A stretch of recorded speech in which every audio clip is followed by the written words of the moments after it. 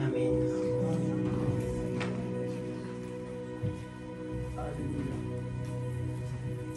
Alléluia. Amen. Gloire à Jésus. Prenez place. Je vous salue encore au nom de Jésus. Gloire à Dieu. Est-ce qu'il y a des vivants dans ce lieu? Est-ce qu'il y a des vivants dans ce lieu? Balance ta main si tu es vivant dans ce lieu. Amen. Nous avons un souffle de vie. Il faut bénir le Seigneur. Amen. Gloire à Jésus. Qui va entendre la parole de Dieu ce matin? Là, on a dansé. Là, c'est le moment de la parole de Dieu. Amen. Et je nous invite à prendre notre Bible, Évangile de Jean. Gloire à Jésus. Évangile de Jean, chapitre 8.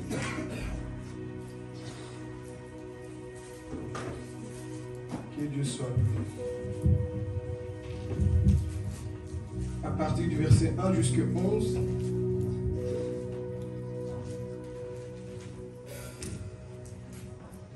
Jean chapitre 8.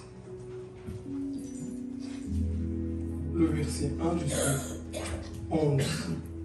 Vous l'avez trouvé? Si tu as trouvé, tu dis Amen.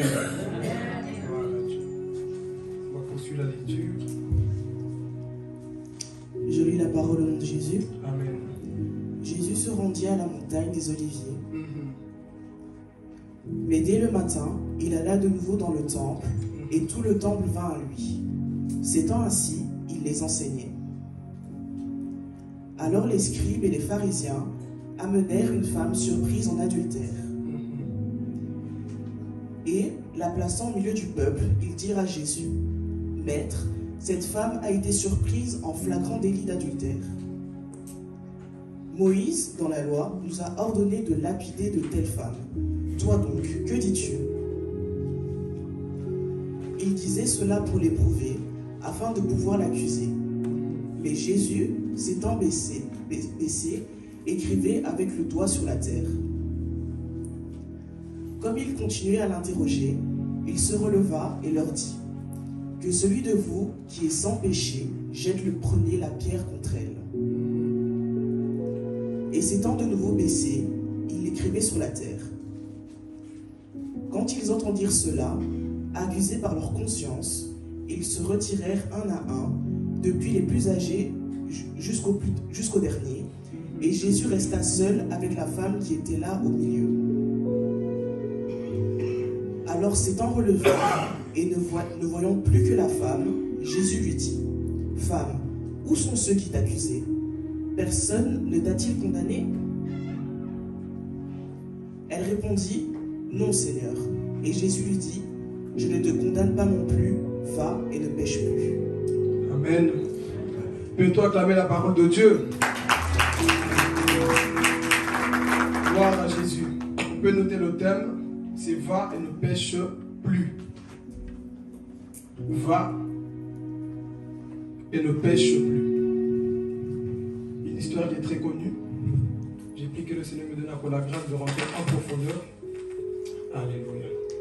Comme vous le savez, dans le ministère de Jésus, il y avait des personnes qui mettaient souvent des barrières. Ce n'était pas le diable, mais c'était souvent des pharisiens.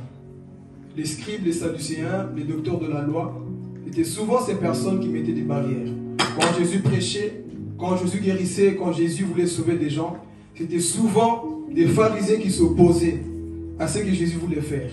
Et aujourd'hui, ça n'a pas changé. Dans nos églises, nous avons aussi des pharisiens modernes, des personnes déguisées en pharisiens.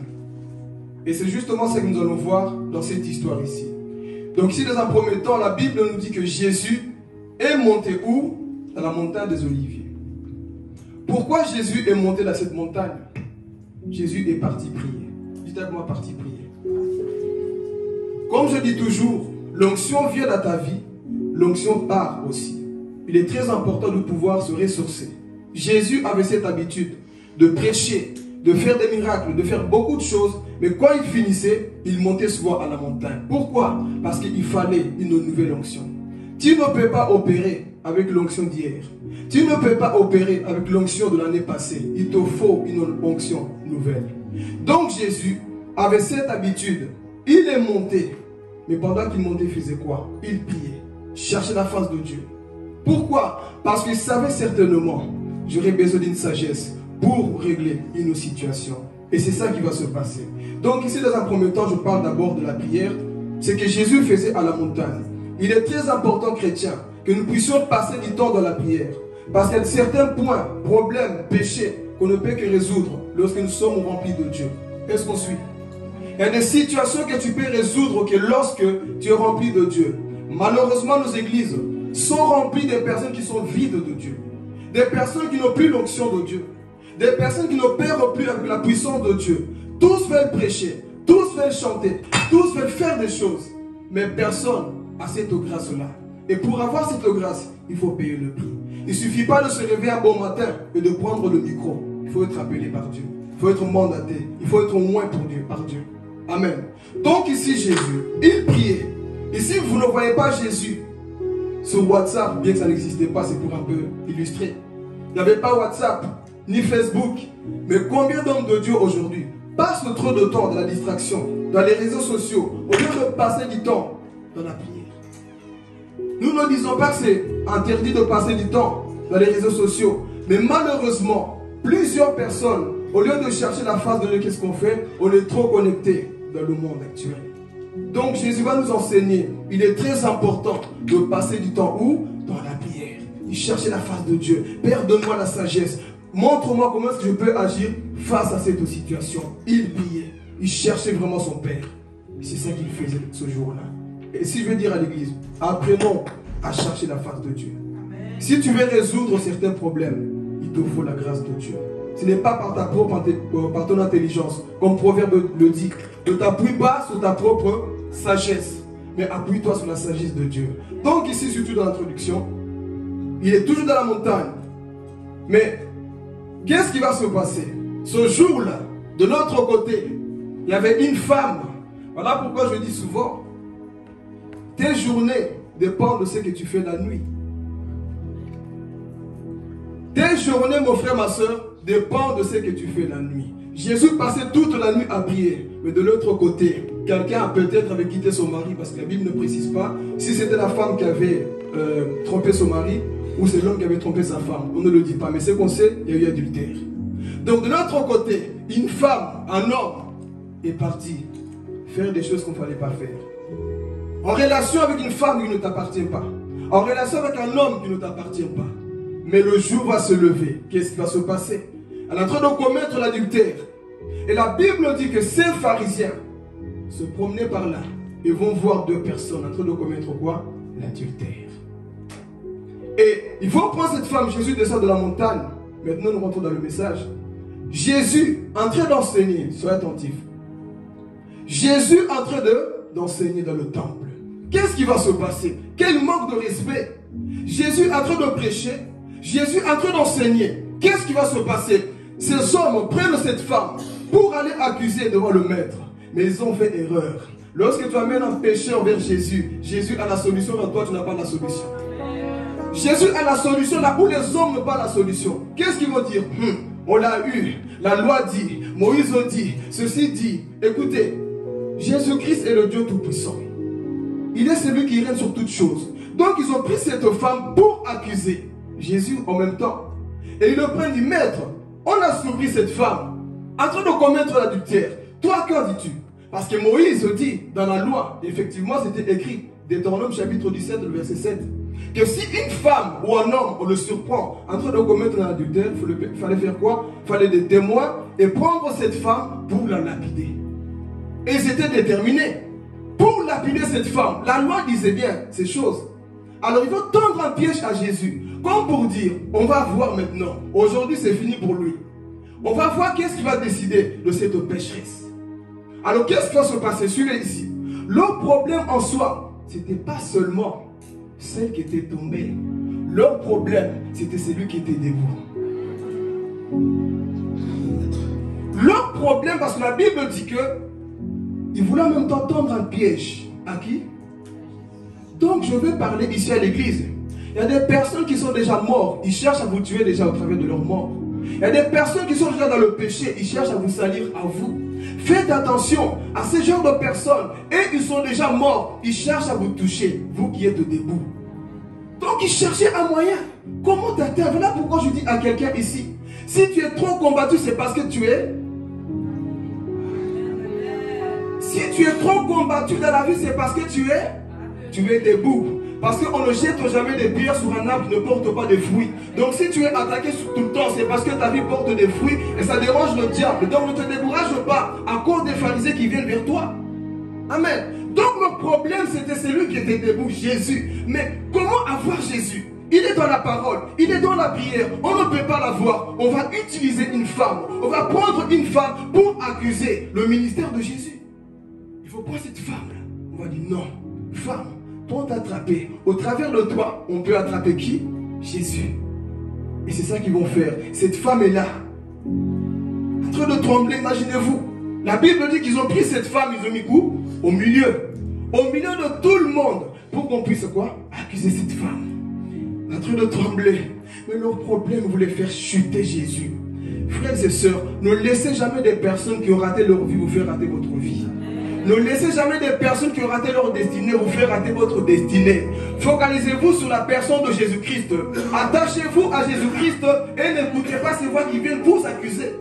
Amen. Donc ils vont prendre cette femme. Femme, tu as péché, tu as fait ceci. Aujourd'hui c'est ton jour. Pourquoi? Parce que Moïse a dit. Mais ils ne savaient pas qu'il se trouvait là-bas un homme plus grand que Moïse. Parce que Moïse dans Deutéronome chapitre 18, il va prophétiser. Au milieu de vous sortira un prophète qu'on appellera Jésus lui-même. Et lui vous enseignera tout au chaud dans la vérité. Lui il est la parole incarnée. Lui il viendra juger. Lui il viendra relever les faibles. Donc c'est que dire Jésus est le défenseur des faibles. Là où les hommes prennent des pierres pour te jeter, lui il est celui qui défend les faibles.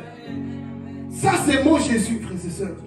Donc ils vont faire quoi? Ils prennent cette femme devant Jésus. Si c'était devant moi, j'allais aussi condamner cette femme.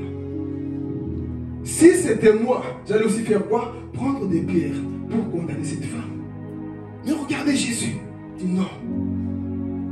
Il commence à écrire quoi? Par terre. Mais leur problème, leur cible principale, c'était la personne de Jésus. Diminue un peu mon micro s'il te plaît parce qu'il est débordé, il ne faut pas que vos oreilles. Amen. Et de là, celui qui connaît le son ici. Amen. Donc ils prennent cette femme ici, elle est par terre. Alors ils disent à Jésus, écoutez, le message c'est ici, c'est pas par là. Regardez ici s'il vous plaît. Qu'est-ce qui va se passer?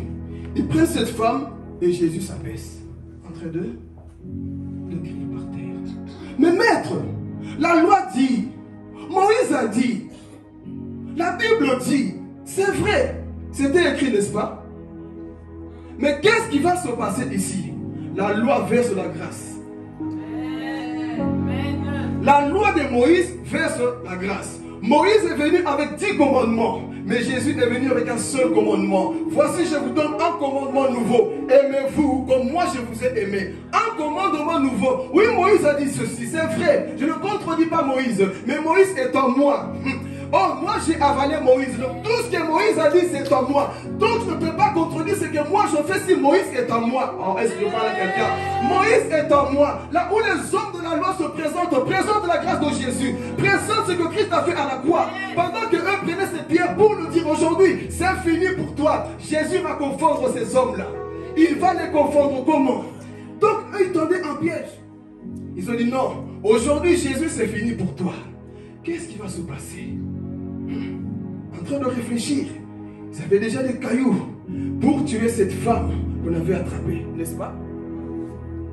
Mais qu'est-ce qui va se passer ici? Jésus est en train de réfléchir par terre. Imaginez-vous cette foule. Ah, vite Jésus, nous aujourd'hui on fait un deuil. Vite Jésus, je vais prendre une pierre pour illustrer. Jésus, vite, la pierre pèse lourd. On veut jeter la pierre sur cette femme. Jésus a dit aujourd'hui, vous allez jeter cette pierre par terre, pas sur ma fille. Il s'est dit là, vite Jésus, qu'en dis-tu?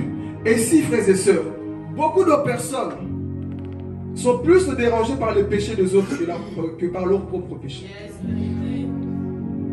Ces pharisiens, moi, je ne peux pas dire le mot déteste, mais m'énerver. Et m'énerve encore aujourd'hui. Ces genres de personnes qui ne voient que les erreurs des autres, mais ils ne voient jamais leur propre péché à eux. Ça, c'est ce qu'on appelle des pharisiens modernes. Si le péché de l'autre te dérange plus que ton propre péché, tu es un pharisien. Ton propre péché n'a plus te déranger à toi, plutôt que celui de l'autre. Parce que le salut est individuel. Mais l'église aujourd'hui, beaucoup d'hommes aujourd'hui, beaucoup de personnes sont plus dérangés sur le péché de Yohan. Ton propre péché à toi, mon frère. Qui essaie ici? Personne ne sait, donc tu ne dois pas être plus dérangé sur le péché de l'autre. Non, cette femme, on l'a vue. Alors qu'ils ne savaient pas, nous allons arriver dans cette partie après. Eux-mêmes qui étaient là, ils avaient des choses en eux. Pharisiens. Ce n'est pas parce qu'on n'a pas vu ton péché que tu es plus sanctifié que celui qu'on a exposé. Toi aussi, tu as quelque chose. Toi, tu ne fumes peut-être pas. Toi, tu n'es peut-être pas adultère. Mais tu as quoi? De l'orgueil en toi aussi. Ton péché n'est peut-être pas visible aux yeux des hommes. Mais Dieu te connaît. Combien de nous passons notre temps à écraser les autres alors que toi-même tu n'es pas parfait? Si tu n'es pas exemplaire, ne prends pas la pierre pour jeter à quelqu'un. Si toi-même, mon frère, ma soeur, tu n'es pas exemplaire, ne prends pas de pierre pour jeter à quelqu'un. Ce message ne peut qu'énerver les pharisiens. Ce message ne peut qu'énerver les pharisiens qui aiment tuer les autres. Mais ceux qui sont en Christ comprennent mon langage. Donc il faut les lapider. Combien de personnes aujourd'hui nous tuons? Jusqu'à là, imaginez-vous combien de personnes ils avaient lapidé. Combien de personnes ils avaient tué. Mais Jésus, ce jour-là, il enseignait dans le temple. Alors regardez, prenons Romains chapitre 2. Qu'est-ce que la Bible nous dit ici? Pour un peu illustrer cette image. Et voir le comportement des pharisiens. Chapitre 2, verset 1. Là, c'est que la Bible dit. Romains chapitre 2. On y va, tu peux le lire. Ça, c'était le comportement des pharisiens. Oh homme, on y va. Ô homme, qui que tu sois, toi qui juges, tu es donc inexcusable. Car en jugeant les autres, tu te condamnes toi-même, puisque toi qui juges, tu fais les mêmes choses. Toi qui juges les autres, tu fais les mêmes choses. Ou c'est pas la même chose, tu fais aussi autre chose que personne ne sait. Mais toi aussi, tu as un défaut quelque part, mon frère, ma soeur. Voilà pourquoi, quand tu attrapes quelqu'un dans une faute, ne te réjouis pas vite. Utilise la compassion comme Jésus l'a fait ici. Parce qu'aujourd'hui, on dirait que lorsque le chrétien attrape quelqu'un dans une faute, on dirait que le diable va le payer de l'argent. Il se réjouit, il est prêt à exposer, il est content. Alors que toi-même aussi, mon frère, ma soeur, voici ce que la Bible te dit. Et si je pense que vous êtes assez mature, qu'on ne puisse pas revenir encore sur quoi, c'est quoi le jugement. Amen. Donc, homme qui que tu sois, tu n'as pas le droit. Non, mais moi je suis saint. Non, tu es saint, plus saint que Jésus. Parce que parfois on veut être plus saint que Jésus et plus bon que Jésus.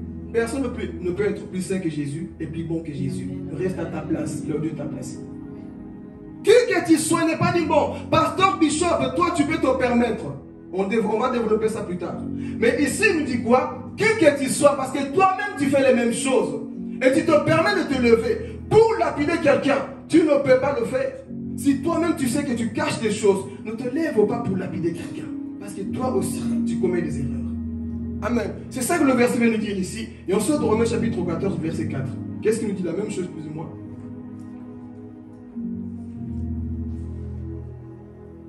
Qu'est-ce qu'il nous dit? Romains 14. Qui es-tu, toi qui juges un serviteur d'autrui? S'il se tient debout ou s'il tombe, cela regarde son maître. Cela regarde sa maman. Son qui? Voilà pourquoi je dis s'écouter l'église. Lorsque vous voyez des hommes immatures, moi je les appelle immatures, passer leur temps à exposer souvent des hommes de Dieu sur internet, faites attention. Parce que vous ne savez pas que ces personnes un jour ils peuvent quoi? Un exemple. Toi tu attrapes ma prédication ici, j'ai dit une faute. Exemple. J'ai fait une erreur. Je peux me repentir. Prêcher pendant une heure du temps, ça peut m'arriver de faire une erreur. C'est humain, c'est normal. Amen. Donc ici, toi tu vas couper cette partie, tu vas balancer sur internet. Voilà ce que le pasteur prêche. Tu ne sais pas si je peux voir ça. Dis, ah c'est vrai, j'ai fait une erreur. Je peux me repentir. Mais cette erreur-là que toi tu as publiée va faire le tour du monde. Mais cette erreur que toi tu as exposée, c'est que tu es parti dire aux gens, va faire le tour du monde. Et si la personne maintenant se répand, la personne dit, Seigneur, j'ai mal fait, c'est vrai, j'ai mal, j'étais un peu distrait. C'est que j'ai prêché, ah Seigneur, pardonne-moi. Et à cause de toi, Cette erreur fait le tour du monde. Qu'est-ce que Dieu dira sur toi? Le problème des chrétiens modernes, c'est ça. Vite exposé, vite à courir. Mais Dieu te dit que c'est le serviteur de Dieu. La personne peut se relever un jour. La personne peut avancer un jour. Mais nos églises aujourd'hui sont aptes, rapides pour exposer les erreurs des autres. Tu veux parler? Est-ce que tu exposes ta maman? Vous exposez les hommes de Dieu souvent parce que vous n'aimez pas leur vie. Vous aimez leur prédication. Vous aimez l'onction qui dégage, mais vous n'aimez pas leur vie. Dès qu'ils commettent des erreurs, vous êtes les premiers exposés. Sortons de là, pharisiens modernes. Pendant tout ce temps, le monde est en train de mourir. Vous voyez tout ce qui se passe au Congo. Vous êtes d'accord? J'ai une pierre à jeter contre quelqu'un dans l'église. Sortons de là, l'église. C'est une distraction. Pendant tout ce temps, le diable se réjouit en train de détruire les hommes dehors. Mais nous, qu'est-ce qu'on fait? J'ai une pierre. Je vais couper un morceau. Je vais préparer ceci pour assassiner quelqu'un. Non, frères et sœurs, c'est être pharisien. Sortons de là. Père exposé. Pourquoi tu n'exposes pas tes propres enfants qui font des bêtises? Si on venait te raconter les bêtises qu'ils font dehors, si on te dit c'est que ton père fait, tu seras content. Mais on est content quand, oui, le pasteur a fait ceci. Ton propre fils un jour aussi va l'exposer. Le problème c'est ça qu'il y a dans nos cœurs. On évite, oui, il faut l'exposer, il faut, le mot qu'on aime souvent, il faut l'exposer, il faut le ceci. Mais toi qui t'as exposé un jour, joue la sagesse, frères et sœurs. Ici, la Bible est claire. Dieu a la capacité d'affermir Judith qui est tombée. Toi, tu la vois peut-être aujourd'hui qu'elle est tombée, mais tu ne sais pas qu'un jour il peut t'exhorter. La personne que tu dis ne vaut rien. La personne que tu dis, lui, il ne sert à rien. Demain, il peut t'exhorter. Il peut te dire, il peut te dire comme Pierre, j'avais trahi Jésus un jour, mais ce n'était pas la fin, c'était le temps de... C'était le temps de faiblesse. Tout homme a une faiblesse, mais tout homme aussi un jour comprend que je dois me relever de ça. Donc ne restez pas sous la faiblesse de quelqu'un. Un jour il peut quoi? Se relever et t'affermir toi. Il verra le niveau de ton amour. Comment tu vas juger cette personne? Il y a des personnes qui vont voir votre amour. Dis comment vous les jugez? Quand tu juges quelqu'un, ton but ne doit pas être de le jeter en enfer. Ton but doit être de sortir de l'enfer. Parce que beaucoup de personnes, leur façon de juger, c'est comme pour dire, toi tu sais plus arrêter, tu es dégueulasse, va là-bas. Non, ton but quand tu juges quelqu'un, quand tu corriges quelqu'un, doit être Seigneur, je vais gagner cette âme, donne-moi la sagesse. Jésus était à la montagne pour avoir la sagesse du comment il pouvait gagner cette femme qui était perdue dans l'adultère. Il n'est pas venu la juger. Oui, c'est vrai, Moïse a dit, c'est vrai. Mais je ne vais pas utiliser le même quoi? Langage que les pharisiens.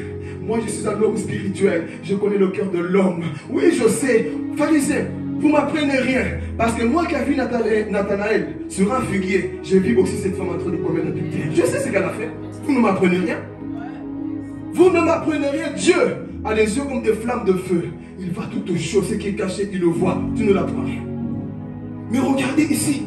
Et ils sont contents. Il faut exposer. Il faut balancer. Il faut faire ceci.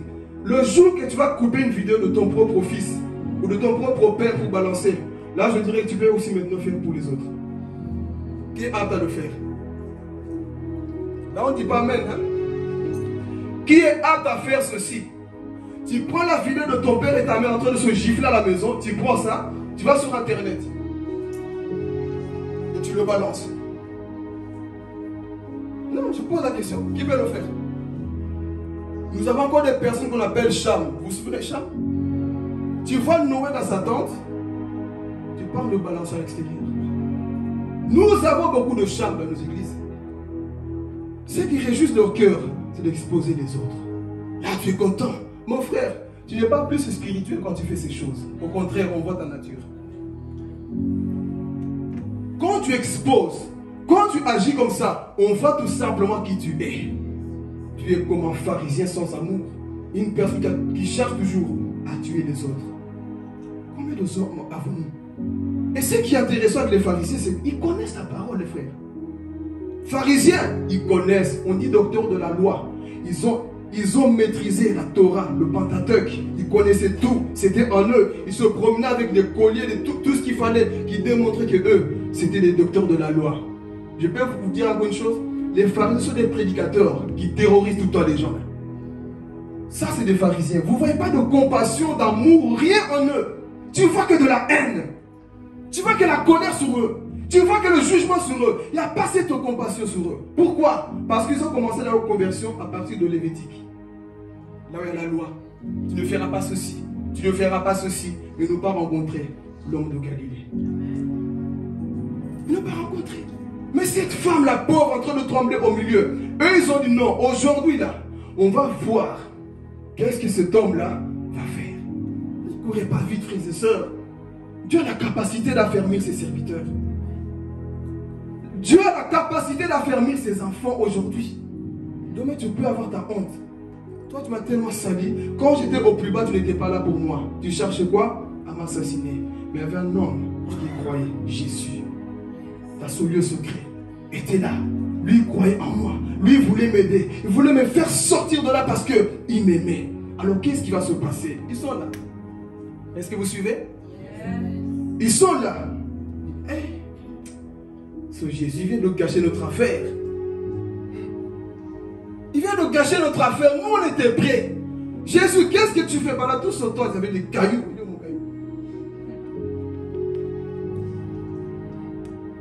Salambangu, Jésus. Nous, on n'est pas venu discuter avec toi. Nous, on ne discute pas avec la parole. Parce que Moïse a dit que de telles femmes, de tels hommes doivent être rares. Quelqu'un prend une pierre bien pointue. Imaginez-vous, une pierre sur la tête là. Jusqu'à la mort. Hein. C'est pas qu'on te blesse seulement puis on te laisse. Tu dois mourir de ça. Tu es là, tu te caches partout. Tu ramasses sous des côtes. Tout, des blocs. Boum. Et puis il faut vérifier si tu respires toujours. Imaginez-vous là cette scène. Et vous pensez que ces hommes-là avaient de l'amour? Un être humain qui doit créer son image parce que c'est écrit, c'est vrai. Mais qu'est-ce que Dieu a parlé de tout ça? Ils étaient là. Jésus, Salambangu, fais vite, nous on doit lapider cette femme. Elle a fait beaucoup d'erreurs. Jésus était en train de réfléchir. Ok. Mesdames et messieurs, je vais vous dire une chose. Moi, je suis en train d'écrire par terre, je réfléchis en même temps. Ne me posez pas la question, je n'étais pas là, donc je ne sais pas ce que Jésus dessinait ou l'écrivait. Donc je ne sais pas. Je n'ai pas beaucoup dit ça en poisson, je ne sais pas. Je n'étais pas là. Mais Jésus est en train d'écrire par terre. Il va parler dans leur conscience. C'est ça la beauté de la prédication. C'est parler à la conscience de l'homme. Parler à notre conscience. Dieu va te mettre en face de toi-même. Là, toi, tu pensais que tu étais parfait. Une parenthèse. Un jour, un témoignage que j'avais écouté aussi sur l'enfer parlait de ces choses. Une femme qui était en enfer. Vous savez pourquoi? Elle n'avait pas couché, pas volé, pas menti, rien de tout ça. Elle était en enfer parce qu'elle pensait qu'elle était plus sanctifiée que les autres. Elle passait toute sa vie à juger les gens. Ça peut amener en enfer. Parce que ton jugement dans Romains chapitre 2, on le dit. À cause de ton endurcissement, tu condamnes aussi les autres. Et à cause de vous, le nom de Dieu est blasphémé parmi les païens. À cause de votre quoi? Endurcissement. Donc cette femme est en enfer. Mais retournons dans notre histoire. Ici, Jésus va parler de leur conscience. Il écrit par terre. Bon. Vous avez fini, imagine maintenant Jésus. Des ouais, Elengi, c'est bon maintenant. Il va parler, il va ouvrir la bouche. C'est quoi la décision de Jésus? Parce que si Jésus disait, il ne faut pas tuer, vous allez dire quoi selon vous? Oh, Jonathan. Tu contredis la parole. Voilà pourquoi il faut étudier l'exégèse de la Bible et l'herméneutique, savoir mettre les paroles dans leur contexte et les histoires. Sinon, nous allons être aussi comme un. C'est vrai, c'est écrit, mais Jésus, si tu ne dis pas, il faut lapider, il faut faire quoi alors? Toi, tu contredis la parole. Est-ce que quelqu'un comprend la profondeur ici? Toi, tu contredis quoi? Et si il faisait la chose, qu'est-ce qui allait se passer? Vous voyez votre maître là, soit disant qu'il mange avec les pécheurs, c'est un meurtrier. En soi, il voulait détruire la réputation de Jésus. Mais Dieu merci, Jésus était à la montagne, il avait la sagesse. Ne venez pas résoudre des problèmes selon votre sagesse, vous allez tuer les gens. Parfois, avant de parler, tu sais que tu veux parler, mais va d'abord prier. Seigneur, moi, ma chair a envie de parler comme ça, j'ai des versets. Mais qu'est-ce que je dois faire, Seigneur, pour ne pas choquer, blesser. Qu'est-ce que je dois faire? C'est ça la sagesse. Toi, tu veux vite exploser. Mais pars d'abord dans le lieu secret. Prie à Dieu. Seigneur, je vais descendre. Là-bas, on m'attend. Mais qu'est-ce que je dois dire? Jésus va ouvrir la bouche. Écoutez la précision ici. Tu peux prendre Jean 8, chapitre 8, verset 7. J'aime cette précision. C'est ça que Jésus va dire. Que c'est lui là. Ah, Jésus, tu es bon. Qu'est-ce qu'il dit? Comme il continuait à l'interroger, il se releva et leur dit, écoutez s'il vous plaît, très attentif à ça. que celui de vous qui est sans péché jette le premier la pierre contre elle. Quelqu'un a compris? On n'a pas dit celui qui n'a jamais péché. C'est-à-dire, actuellement là, pendant que vous voulez lapider, vous avez aussi des péchés.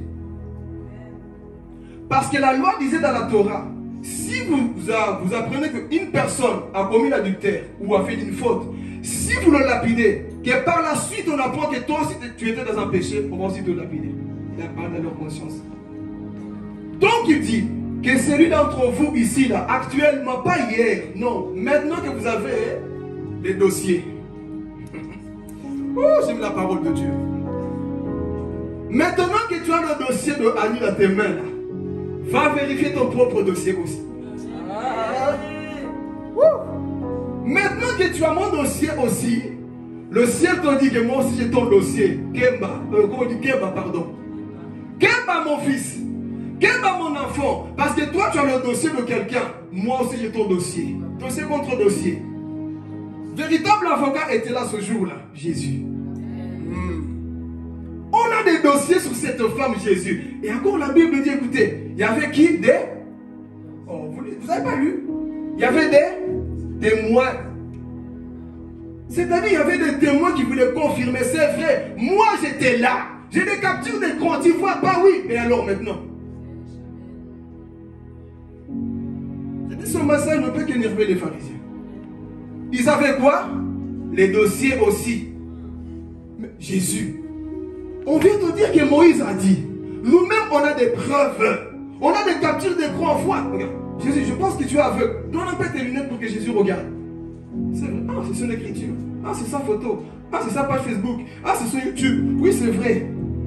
Et maintenant? Dis à ton voisin, et maintenant? Et maintenant? Ils avaient les dossiers sur la vie de cette personne. Mais Jésus, nous avons plus de témoins ici. Eux-mêmes, ils confirment. Oui, c'est vrai. Jésus, on a vu des positions qu'ils ont fait ce jour-là. C'était le matin. On les a attrapés. Des positions bizarres là-bas. On les a surpris. La femme voulait fuir et nous, on était plus rapides. On les a attrapés, on les a chopés. 7 h du matin, ils étaient là-bas. Je les ai vus connectés à cette heure-là. Ils étaient... Oh, on a des preuves, Jésus. On a des preuves. Mais Dieu te dit, moi aussi j'ai des preuves. C'est ça le problème aujourd'hui. Écoutez, tu n'es pas plus spirituel quand tu fais ces choses. Ça révèle qui tu es. Je vais m'appuyer sur la Bible comme l'homme qu'on a écouté là sur l'enfer. Prenons Ecclésiaste, chapitre 7, verset 21, 22. Regardez. Toujours dans le même contexte. Hein? On a des preuves. Qui n'a pas de preuves ici? On a tous des preuves sur la vie des gens. Tous. Ecclésiaste, chapitre 7. Si tu ne veux pas être blessé, c'est là des secrets. Verset 21. D'abord. Est-ce que ça va jusque-là? Ok. Ne faites donc pas attention à toutes les paroles qu'on dit, de peur que tu n'entendes ton serviteur te maudire. Quelqu'un comprend ici? Il y a des songis qui aiment savoir ce qu'on dit. Hey, je vais te dire une chose. Hein. Si tu veux éviter d'être blessé, apprends à boucher tes oreilles. Mais nous sommes... C'est vrai? Annie a dit quoi? C'est vrai? Tiffany a dit quoi? C'est vrai? Philippe a dit quoi? Moi, parfois fouille. Dis à ton voisin fouille seulement. Oui. On dit, mais on a du mal à le faire. Hein? Dans la calomnie, dans les choses comme ça, on aime parce que c'est sucré. On aime entendre des nouvelles comme ça. Qu'est-ce qu'il a dit sur moi? La Bible, écoute, la Bible est de peur que ton serviteur là, de peur que ton frère d'église aussi te maudisse. De peur que ton pasteur te maudisse, que tu l'entends de tes oreilles. Donc ne prends pas ton temps chaque fois. Oui, qu'est-ce qu'on a dit sur moi? Parfois, écoute, Si tu veux éviter des blessures intérieures, fais ça. Ce verset ici. Si tu veux éviter d'être blessé dans la vie, applique ce verset. Ne cherche pas toujours à savoir ce qu'on dit sur toi, de toi. Parce que de toutes les façons, que tu sois bon, méchant, les gens vont parler mal de toi. Quoi que tu fasses dans la vie, même comme je dis toujours, tu peux t'en coucher par terre pour que les hommes marchent sur toi, que tu sois en tapis noir ou tapis rouge. Tu sais qu'est-ce qu'ils vont dire? Tu n'es pas assez plat. Même en marchant sur toi, ils vont dire que tu n'es pas assez plat. Donc les hommes vont toujours parler. Évitez d'écouter toujours ce que les hommes vous disent sur vous. Qu'est-ce qu'on annonce sur moi? Tu vas être choqué. La seule personne qui est capable de rester comme ça, même s'il entend tout ça, c'est Jésus. Mais toi comme moi, je veux parler. Ici qu'on se ment pas. Voilà pourquoi j'aime le message de Dalia. J'aime une prédication, là il y a ton propre vécu.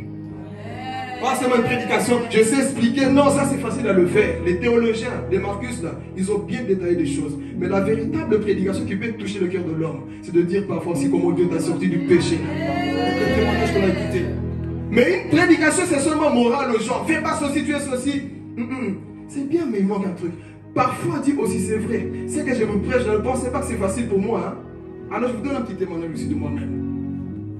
Ici, là, moi aussi, un jour, je voulais trop savoir ce qu'on disait sur moi, à l'époque. Parfois, ça donne envie de savoir, non? Qu'est-ce qu'on dit sur moi? Qu'est-ce que les gens pensent pour moi? Comment? Ils pensent quoi de moi? J'ai fait erreur. Je consultais une personne qui m'est trop radio contact. Cette personne parlait trop.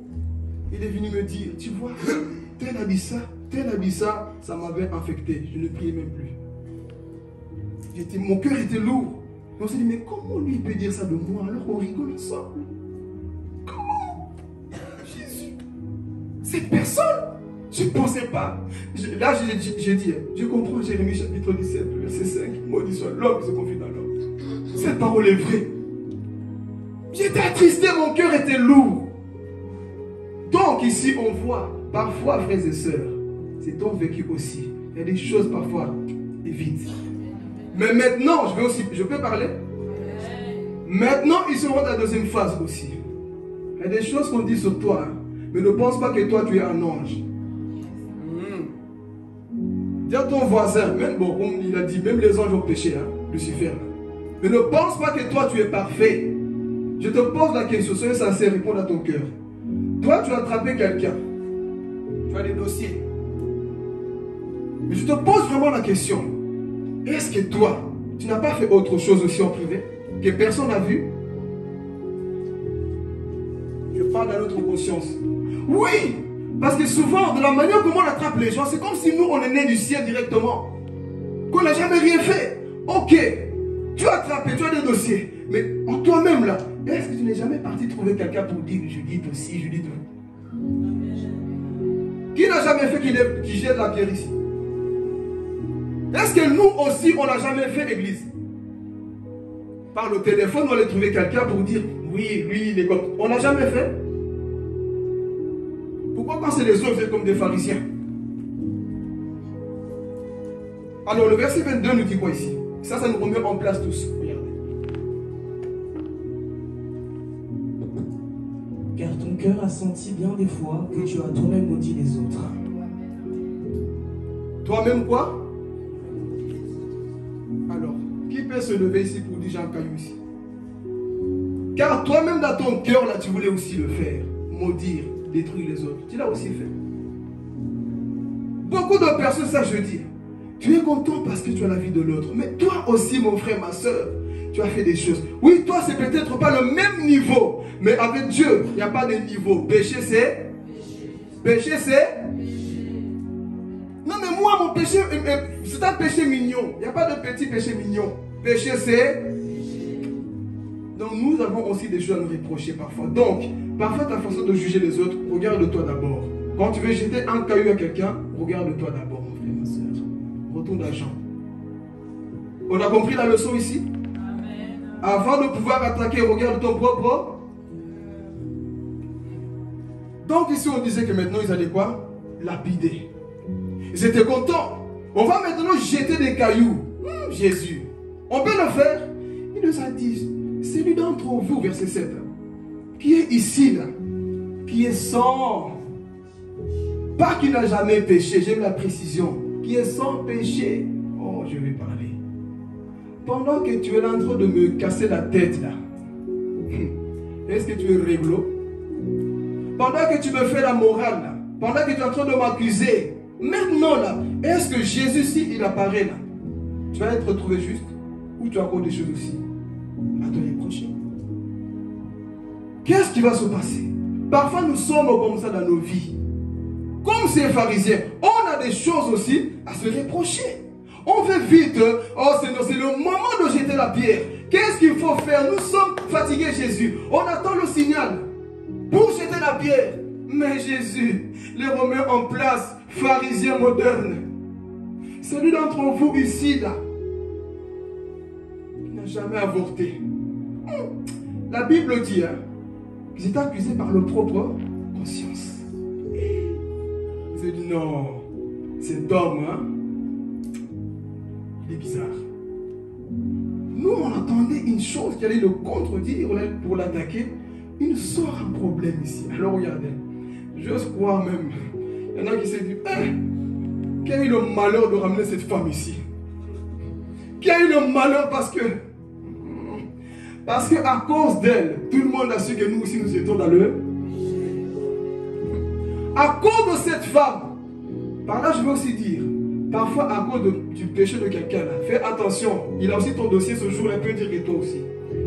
Au travers de cette personne, on a su que toi qui pensais que tu étais parfait, nous savons tout, que toi aussi.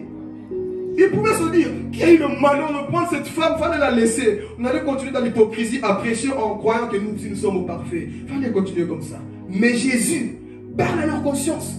Celui d'entre vous ici, pendant que vous êtes en train de chanter, louer, danser, sauter, qui est sans péché, se lève le premier pour accuser cette femme que vous voyez ici. Qui l'a fait? La Bible dit, accusés par leur conscience. Sûrement pendant que Jésus parlait, ils voyaient leur propre péché. Ah, c'est vrai. Je ne paye pas mes impôts. Et moi, parce que j'ai attrapé quelqu'un, que dans l'adultère, je pense que moi, je suis plus. Et moi-même, j'ai de la haine contre quelqu'un. Et c'est vrai, parfois c'est comme ça que nous sommes, frères et sœurs. Nous-mêmes, on a des soucis. On est là. Tu sais qu'au fond de toi, là, ça ne va pas. Et tu es là, c'est vrai. Pendant que moi, je voulais me déverser. Ah, Jésus, tu me remets en place. Il te fait asseoir pour que tu ne puisses pas faire du mal aux autres. Et c'est ça qui s'est passé. Accusés par leur conscience. Qu'est-ce qui va se passer? Du plus grand au plus petit. Imaginez-vous si leurs enfants étaient là. Ah, papa, maman. Non, toi, tu nous prêches tous les jours en fait. Hein? Parce qu'ici, posez-vous la question. Ils avaient leur quoi? Leurs élèves. Ils étaient tous là. Souvent, ils ont dit, aujourd'hui, papa va taper fort. Aujourd'hui, maman va taper fort. La bouche va s'ouvrir comme un corbeau aujourd'hui. Vous connaissez ce genre d'histoire-là? Toi, tu penses que tu vas parler. Mais on arrive là-bas, tu dis, attention, tu veux continuer? Ok, on ouvre les conversations. C'est pas toi là? Tu parles plus.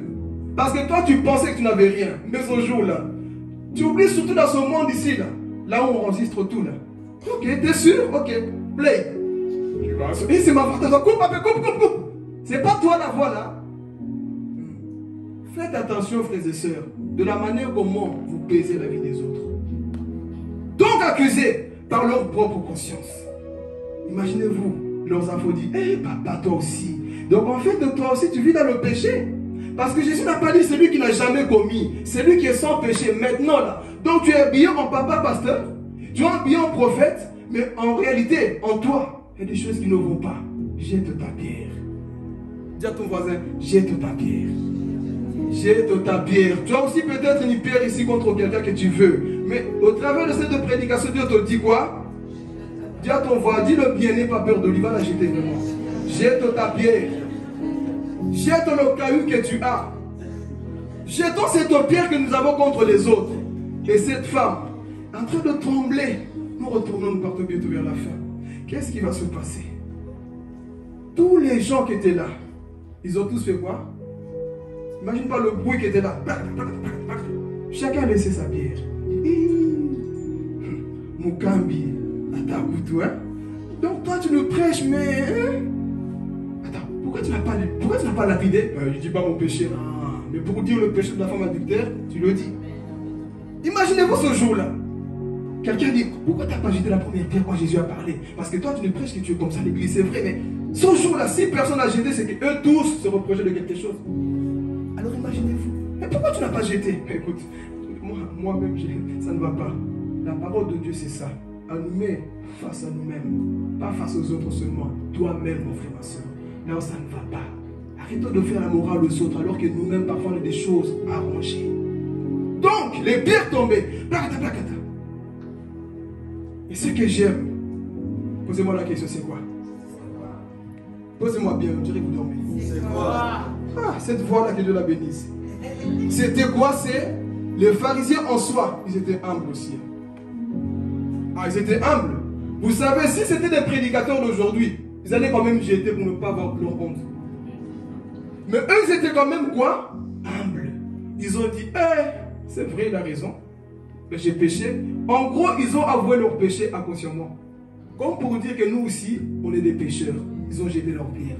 Ils étaient au moins humbles. Mais est-ce que nous sommes humbles? Quand tu sais que c'est vrai, j'ai attrapé l'autre, mais moi aussi, je vis la même chose, ou même pire encore. Parce que j'ose croire, au milieu de ces gens-là, il y avait des personnes qui vivaient des choses pires encore.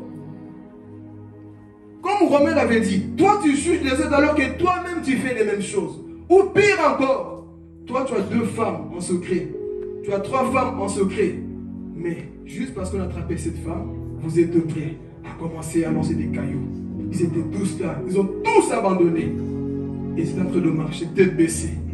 La honte, en train de marcher et rentre Jésus. Maintenant Jésus se rabaisse. Et il écrit encore, dit, femme, où sont-ils ceux qui te condamnaient? Jésus est le véritable avocat. Lui, quand il a un client, ne le lâche pas. Toi, tu peux le lâcher, mais lui ne va pas te lâcher. Il a suivi jusqu'à la fin. Il n'a pas perdu ce procès-là. Il a montré que moi, je suis le véritable avocat. Qu'est-ce qui s'est passé? Ils ont tous jeté des femmes. Où sont-ils? Tous ces gens-là qui te condamnaient. Imaginez-vous, la femme tremblait. Je pensais qu'on allait me tuer. Elle se relève. Elle voit que toutes ces personnes-là, ils n'étaient plus là. Le pasteur qui est là, ah Jésus. Le pasteur qui les terrorisait n'était plus là. Le bishop qui le prophétisait, qui crachait du feu, n'était plus là. Le frère qui pensait qu'il était plus parfait, n'était plus là. La soeur qui a toujours des visions, n'était plus là. Les gens habillés en soutane, n'étaient plus là. Il n'y avait plus personne, mon frère, ma soeur. Je veux dire par là, lorsque tu te répands, il n'y a plus de langues qui se lèvent contre toi pour te juger. Parce qu'il n'y a plus de condamnation à ceux qui sont en Jésus-Christ, frères et sœurs. Lorsque tu te répands, Satan ôte sa main. Qui est cet homme qui va garder encore la main sur ta vie? Si Jésus t'a pardonné, qui est l'homme qui va se lever contre toi? Parce que là où le péché abondait, la grâce a surabondé pour dire que moi je t'honore de là, mon fils. Va maintenant, je ne peux plus commettre le péché. Qui est cet homme qui va se lever contre toi? Oh, je vais parler. Arrêtez d'avoir peur des hommes. Qui est un homme pour te juger? Qui est un homme pour se lever contre toi? Pour te dire que toi tu es comme ça. Je suis comme ça, toi aussi tu es peut-être pire que moi. Et ça il dira ceci. N'ayez pas peur de l'homme, le propre des hommes. Qui est un être humain? Il va aux toilettes comme toi. Il boit comme toi, il meurt comme toi. Je tremble au fond de lui parce qu'il est quoi? C'est un simple homme comme toi et moi. On avait peur des pharisiens. Non, il va m'assassiner, il a un caillou. Écoute, ton caillou, tu dois le jeter sur Goliath. Tu n'as pas compris. Le caillou que tu ramasses, c'est pour jeter sur Goliath, pas sur les femmes adultères. Apprenons à jeter des cailloux sur l'ennemi. Apprenez à jeter des cailloux sur Goliath qui terrorise Israël. Mais le problème, on aime trop jeter des cailloux sur Bévi. Bévi, ce n'est pas ton ennemi. Je vous invite à relire encore Éphésiens chapitre 6. Nous n'avons pas à lutter contre le sang et la chair. Notre ennemi, c'est celui qui est le diable. Nous confondons la cible. Je répète ce que j'ai dit. Les âmes sont en train de mourir dehors. Toi, tu te trompes de cible. Moi, ma cible, c'est Yohan. Laisse Yohan tranquille. Va me libérer, mon frère, ma soeur. Notre problème, c'est j'ai un problème contre sortons de là, c'est des couches kilotes, frères et sœurs. Ils ont pris ce lieu-là pour lieu de règlement de compte. Ici, ce n'est pas un lieu de règlement de compte. Tu as un problème contre quelqu'un, va en privé, comme Jésus l'a fait. Jésus n'a pas attendu que tous soient là pour répondre à cette femme. Il a attendu que tous partent pour dire, femme, où sont-ils? Mais nous, ce qu'on aime, c'est dire devant tout le monde, pour qu'on sache qu'on parle de lui. Non! Arrêtons ces bêtises-là. On n'a plus le temps. Jésus revient, frères et sœurs. Dernièrement, on m'a montré une vidéo de ce qui se passe là-bas. Ça m'a déchiré le cœur. J'ai trop de méditer. Je vois cette vidéo, on avait tué des gens. Il y avait un bébé qui pleurait. Je ne sais pas si c'était le seul qui était vivant. On a massacré des gens. On a tué des gens. Je dis, mais Seigneur, qu'est-ce qu'il nous fait sur la terre? Toute cette méchanceté qu'on voit. Et le Saint-Esprit m'a mis en moi et m'a dit, regarde ce que l'Église fait sur la terre. Pendant tout ce temps, le monde est en train de se déchirer et nous aussi, on est en train de se déchirer. Frère, sortons de là, s'il vous plaît. Le monde est en train de mourir. Le sang est en train de couler. Là, vous savez. Et ce n'est pas seulement là-bas. Le monde entier, frères et sœurs, il y a des choses qui ne vont pas, mais le rôle de l'Église, c'est quoi? C'est quoi notre rôle? On se trompe de cible. J'ai vu cette vidéo, j'avais le cœur qui s'est... J'étais en train de pleurer. Alors que l'Église se lève pour parler, proclamer, sauver les perdus. On est là encore entre nous. On est là encore qui est le meilleur prédicateur, qui est plus grand, qui a la meilleure pierre pour jeter sur quelqu'un, qui est plus élevé. Frère, on n'a pas que ça à faire. On n'a pas que ça à faire. Réveillons-nous. Le monde va mal. On a une mission. Les âmes sont en train de mourir. J'ai dit tout ça, c'est des couches qui lottent. Quand tu es encore là, moi baby, moi ceci, moi maman, oh Dieu, couche qui lotte. Enfantillage. Le monde ne va pas bien, frères et sœurs. Et j'aime ce qu'un homme de Dieu avait dit. L'Église est la seule espoir pour l'humanité. Les gens qui viennent sont censés trouver le repos, la joie dans nos églises. Mais l'Église va mal. Pourquoi? Parce qu'on s'est trompé de cible. Dis à ton voisin, détrompe-toi, je ne suis pas ta cible. Détrompe-toi, je ne suis pas ta cible. Mais la cible, nous, aujourd'hui, c'est qui? C'est toi. Je vais tirer sur toi. Nos églises, aujourd'hui, sont remplies de personnes qui ont des calibres. Des grenades sous les pieds, sur la bouche. Papa, boum, je te tire dessus. Je te tue, je te bombarde. C'est ça qu'on a. On est en train de se détruire. Et pendant tout ce temps, dehors, ça ne va pas. La création entière attend la manifestation des bébés de Dieu. C'est ça qu'on dit? Il y a beaucoup de bébés. Nous avons beaucoup de bébés.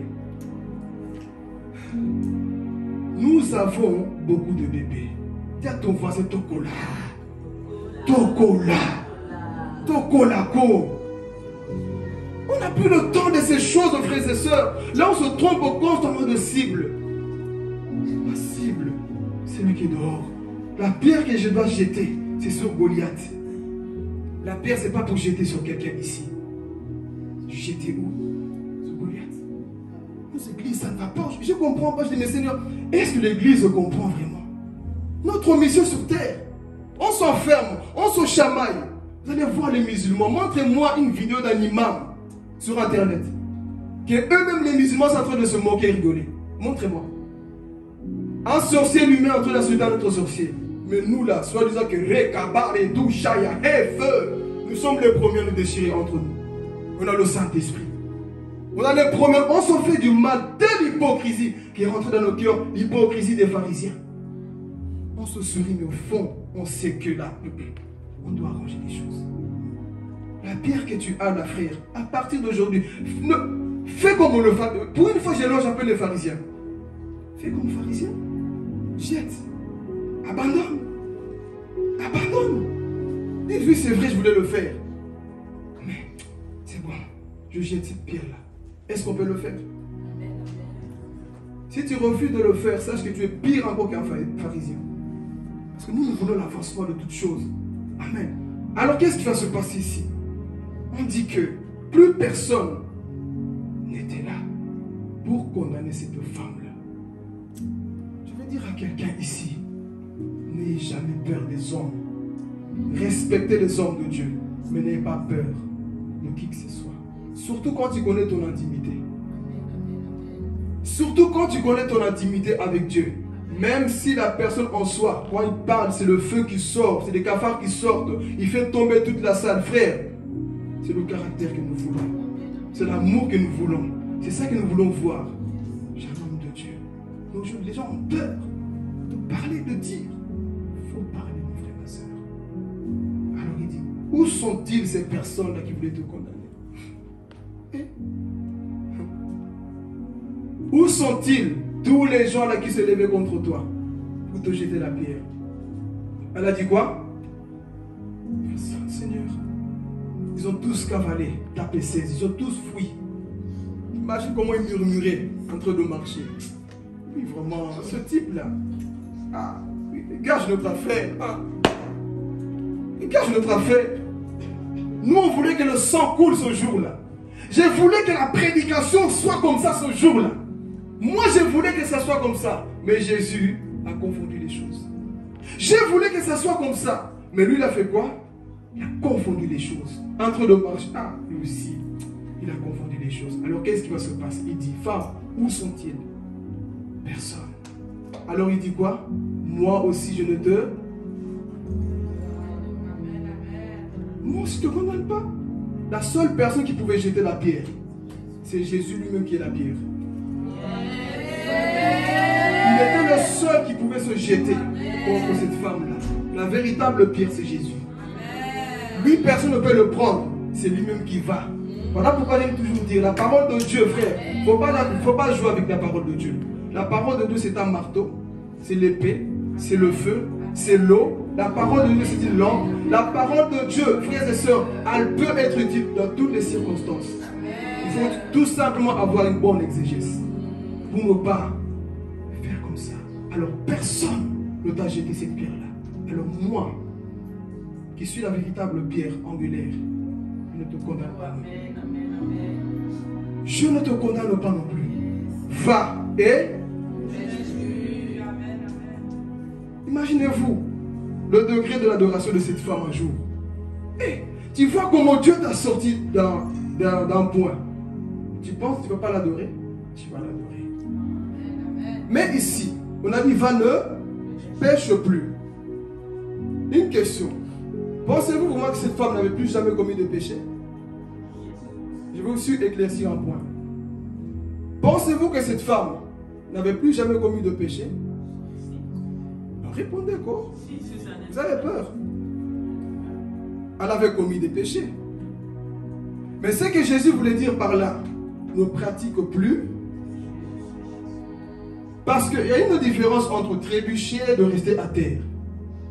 Tu es tombé, tu te relèves vite. Et quand tu restes à terre longtemps, là, ça devient un problème. Donc, ce qui veut dire, femme, va, mais ne pêche plus.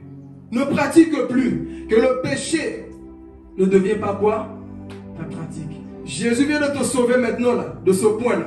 Retourne maintenant. Va dire à cet homme-là, hey, écoute, toi et moi, c'est fini. Dis à ton voisin, toi et moi, c'est fini. On va dans la partie qui va faire mal aussi. Toi et moi, c'est... Donc, l'homme-là en question, là, il pouvait retourner pour lui dire, écoute, mon chéri, ton numéro aujourd'hui, j'efface. Toi et moi, à Cabo, comme le témoignage de Ketia ici. Toi, la Ketia, tu as fait des choses, hein? Tu dois revenir. C'est fini. Elle est partie, quoi? Arranger sa vie. Pourquoi? Va, ne pêche plus. Que le péché ne devienne plus quoi? Ta profession. Tu ne dois plus prendre plaisir à pécher. Ça peut t'arriver de tomber. Je n'encourage pas de pécher. Hein? Parce que les pharisiens, souvent, quand on prêche comme ça, ils pensent qu'on encourage le péché. Non, au contraire. Là, tu vas appliquer Jean chapitre 15, le verset 22. Tu n'as plus des excuses maintenant. Tu dois plus se veiller. Parce que tu es conscient du péché maintenant. Retourne, mon frère, ma soeur.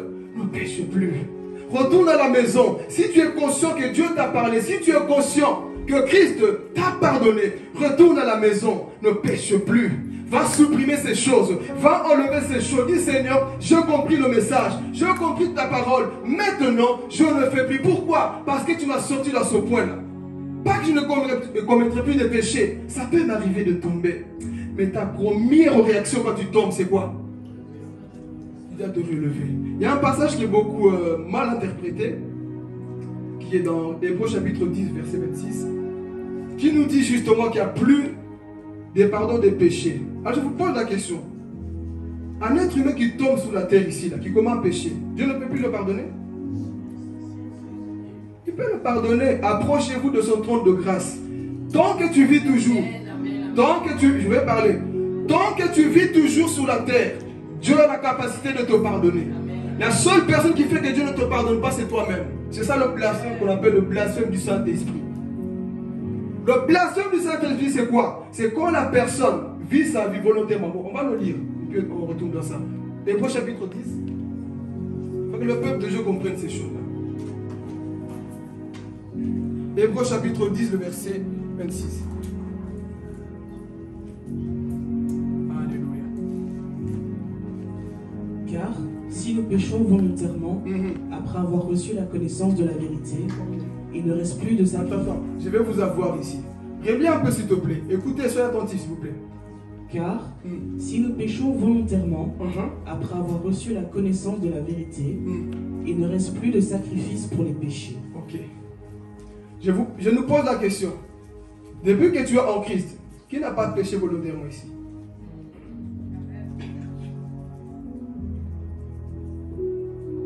Je nous pose la question, comme nous sommes assis là, qui n'a jamais commis ce péché-là volontairement? Tu sais que tu dois pardonner, tu ne le fais pas, tu pêches volontairement. Donc ça veut dire que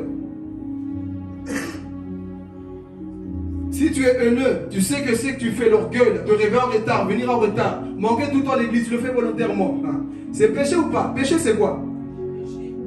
Péché c'est quoi? Quand tu transgresses la loi, c'est ça. Toute désobéissance est un péché. Donc venir en retard, tu le fais exprès.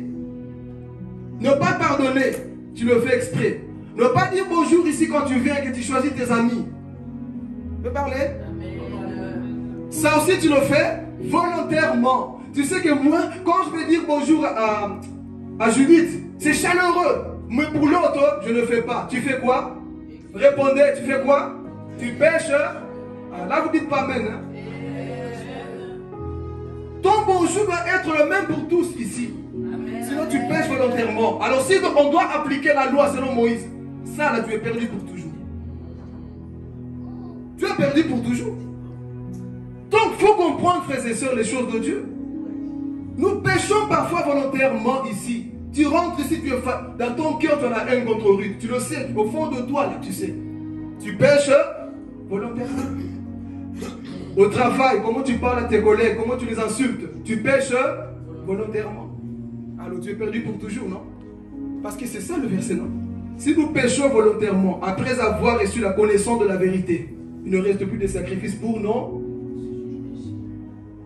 Donc on doit appliquer ce passage pour nos vies, non? Donc ici nous péchons tous volontairement. Ce qui veut dire que le péché ne devienne plus quoi? Ta pratique. Il y a des choses qu'il faut quoi? Rejeter. Parce que la Bible dit quoi? 7 fois le juste, 7 fois il se. Alors si on doit appliquer ça, le juste doit juste tomber une fois. Et tu ne peux plus te relever. Non, c'est pas ça. Comprenez ces choses, frères et sœurs. Le juste, ça peut lui arriver de commettre des erreurs, de tomber. Mais le plus important, c'est de se relever. Va, ne pêche plus, ne pratique plus ces choses d'avant. Maintenant, tu dois quoi? Te relever. On descend un peu, qu'est-ce qu'il nous dit encore ensuite de retour d'argent?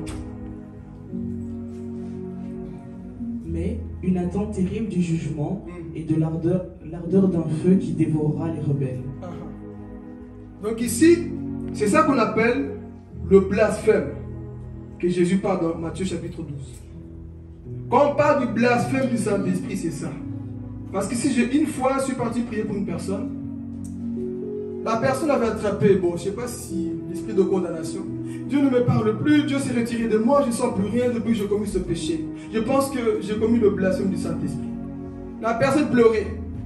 Écoute, qu'est-ce que tu as fait comme péché? La personne a confessé. Voici le péché que j'ai fait. Pourquoi tu crois que Dieu s'est retiré de toi? Pourquoi tu crois que Dieu ne te parle plus? Pourquoi tu crois que Dieu ne t'aime plus? Non, parce que j'ai commis ce péché. La Bible dit le blasphème, c'est ça. Non, il n'a pas commis un blasphème. Vous savez c'est quoi être blasphémé contre le Saint-Esprit? Sinon, tous ici, on serait en train de brûler. Si on doit appliquer ça, tous ici, Église, on serait déjà en train de brûler. Dans ta pensée, qu'est-ce que tu penses souvent?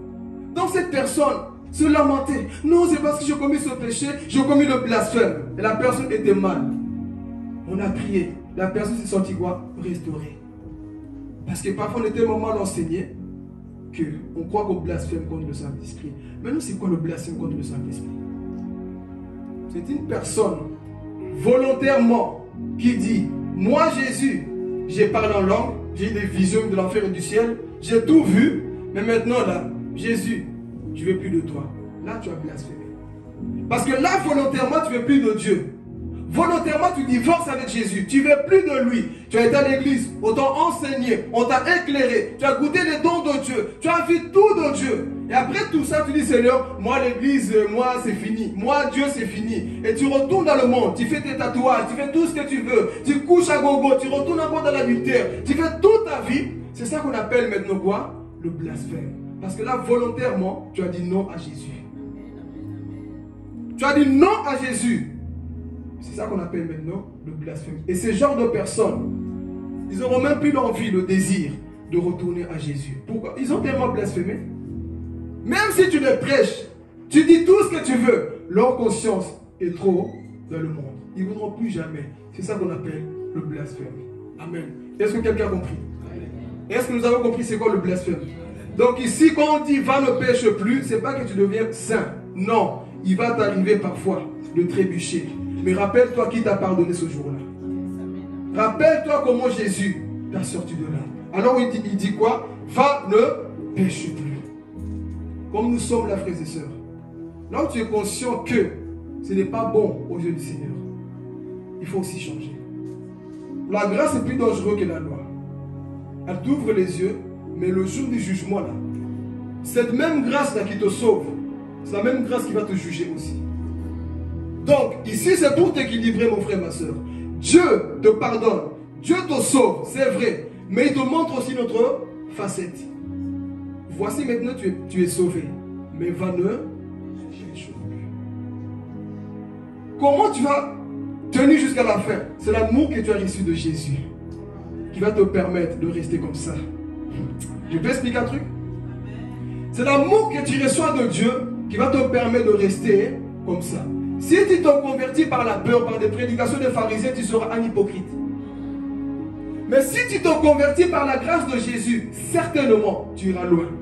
Pourquoi? Parce que la grâce te fait voir la personne de Jésus. Comment il t'a aimé? Comment il t'a pardonné? Tu vas dire non, cet homme m'a tellement aimé. Son jour, je devais quoi? Mourir. Lui, il est venu, il m'a sauvé. Comme je dis toujours, la grâce c'est ça. Un camion venait pour t'écraser. Mais quelqu'un sorti de nulle part, il t'a poussé. Et lui, on l'a écrasé à ta place. Penses-tu, tu ne vas pas toujours penser à cette personne? Tu vas dire, cet homme m'a sauvé. La grâce c'est ça, mon frère, ma soeur. Et si toi, maintenant, tu commences à jouer avec la personne qui a été écrasée à ta place, ton jugement sera encore plus terrible. Ton jugement sera encore plus terrible. Donc il te dit ce matin, va, ne pêche plus. Tu as écouté, je reviens. Et après, c'est l'après qui va compter. Ta repentance, frères et sœurs, c'est après.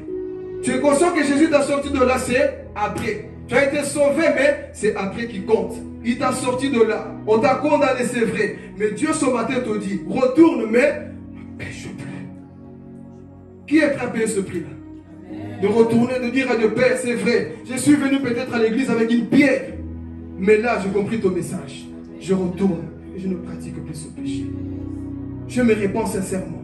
Parce que c'est toi qui m'as sorti de là. Là où les hommes m'ont exposé devant tout le monde. Toi, tu m'as sorti de là. Je vais à la maison. Je retourne à mes occupations et je ne pêche plus. Je ne prends plus plaisir au péché. Le péché pour moi, c'est devenu... Oh, ça me dégoûte. Ça doit être comme ça dans la vie chrétienne. Est-ce que nous sommes prêts à retourner à la maison et dire à Dieu, Seigneur, c'est vrai. Je ne commets plus cette chose-là. Parce que tu m'as tellement parlé. J'ai tellement vu ta bonté. J'ai tellement vu ta grâce qu'aujourd'hui, je laisse tout de côté. Parce que ton amour m'a sauvé de là où j'étais. Et je prends une autre décision, je me lève. Écoutez, avant de terminer. La repentance, ce n'est pas ici. Ici, je vais insister une chose aussi. La repentance, ce n'est pas ici. Ce n'est pas dire ici à quelqu'un, je te demande le pardon ici. Non. La repentance commence lorsque... La repentance commence lorsque tu prends Annie, lorsque tu prends Judith, ensemble, que personne ne sait, que Papa Dieu n'a pas vu, que moi je n'ai pas vu. Vous deux, vous êtes partis manger quelque part. Réconciliation. C'est ça la véritable repentance. C'est pas venir ici faire comme les hypocrisies là. Oui, non, Seigneur, moi, non, non, non. La véritable repentance, elle est secrète. Et les fruits vont le démontrer elles-mêmes. Donc arrêtons parfois de faire semblant. Dieu nous connaît. La véritable repentance, elle est secrète, mon frère, ma soeur. C'est le jour qu'on te verra en train de rigoler, en train de jouer. C'est là où on saura que tu as vraiment changé. On ne va plus nous mentir ici dans ce lieu. C'est fini ces bêtises là. La véritable repentance, on le voit, frères et sœurs. Ce n'est pas parce qu'il y a des larmes qu'il y a des repentances. Dites Amen. Ce n'est pas parce qu'il y a des larmes qu'il y a des repentances. La véritable repentance, c'est la suite. Et non, parce qu'on a pleuré. Judas a pleuré. Il s'est repenti. Vous vous souvenez de Saül? Combien de fois Saül a pleuré? 3 fois. Non, David, vraiment là, je ne peux plus te persécuter. Il a pleuré 3 fois. Mais à la fin, il voulait toujours le tuer. C'est ça, la véritable repentance, c'est dans le privé. Et les fruits vont le démontrer. Donc, soyons matures, frères et sœurs. Va ne pêche plus. Ce n'est pas ici. Ici, paraître juste, tout le monde peut le faire. Mais à l'extérieur, à la maison, dans le privé, comment nous gérons les réseaux sociaux, comment nous parlons aux gens, c'est ça qui prouve que tu es parti, que tu ne pêches plus. Sinon, tu te fais du mal à toi-même. Va, ne pêche plus. C'est après, mon frère, ma soeur. Parce que nous voulons des véritables changements, des personnes qui partent, qui ne pêchent plus. Sinon, vous allez mentir des gens avec des larmes, des câlins, tout ce qu'on veut, alors que ce n'est pas ça qui change. Il faut aller dans le lieu privé, démontrer réellement qu'on a reçu la semence de la parole de Dieu. Un jour, un homme de Dieu venait vers moi. Il a dit, Philippe, devant tout le monde, je te fais un gros câlin, toi et moi, c'est fini, ceci, ceci. Je ne savais pas qu'en ce jour-là, il était en train de signer ma tombe. C'était empoisonné son geste. Par la suite, ce geste-là s'est retourné contre moi. Oh, mais il t'a dit ceci, non? Mais comment se fait-il qu'en privé, c'est comme ça? Mais qu'est-ce qui s'est passé là-bas? Ici, ce n'est pas un lieu pour faire des blagues. Hein. Si Dieu permettait que la mort arrive dans l'Ancien Testament, je pense que beaucoup allaient arrêter de jouer ici. Ici, ce n'est pas un lieu d'amusement, frères et sœurs. Le pupitre, c'est un lieu sacré. Ce n'est pas pour jouer. Toute décision doit être sérieux. Amen. Toute décision doit être sérieux. On ne joue pas avec la parole de Dieu. Donc, va, mais ne pêche plus. Va à la maison, là où tu vas aller. Mais Dieu te dit ce matin, tu as écouté la parole de Dieu. Tu vas rentrer, mais ne pêche plus. Rappelle-toi de la grâce qui t'a sauvé. Arrêtons de jouer l'hypocrisie du mensonge. Dieu nous connaît. Tout ce qu'il attend de nous, c'est quoi? Une sincère repentance. Amen. Que Dieu vous bénisse, va se mettre debout. Va se mettre debout. Tu vas parler à ton Dieu, là où Dieu t'a parlé. C'est la paix qui compte, comme on dit toujours.